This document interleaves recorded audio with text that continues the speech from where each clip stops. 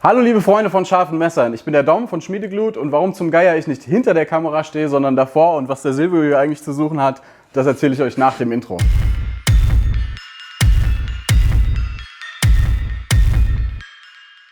So, warum sind wir heute hier? Ganz einfach, Nantke ist ein bisschen krank, deswegen machen wir das heute einfach mal und zwar Saki Mini Paracord-Wicklung. Kann im Einsatz mal aufgehen. Wie kriege ich das wieder so hin, dass sie genauso ist, wie als sie bei euch ankam? Ich habe es jetzt ein paar Mal probiert, es funktioniert, es ist gar nicht so schwierig. Silvio zeigt es euch jetzt mal im Detail.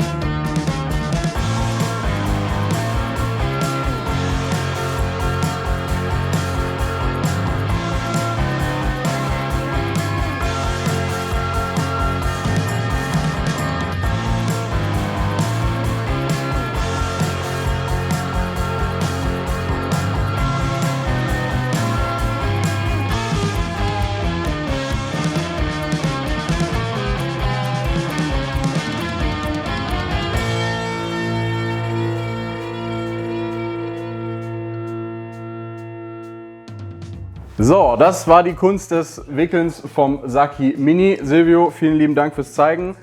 Wir hoffen, wir konnten euch weiterhelfen und ihr könnt das jetzt genauso gut reproduzieren und euer Saki wieder verwenden wie am ersten Tag. Bleibt dran, abonniert unseren Kanal, schaut euch die anderen Videos an und nächste Woche dann hoffentlich wieder mit Nantke, vielleicht sogar aus der Schmiede. Bis nächste Woche.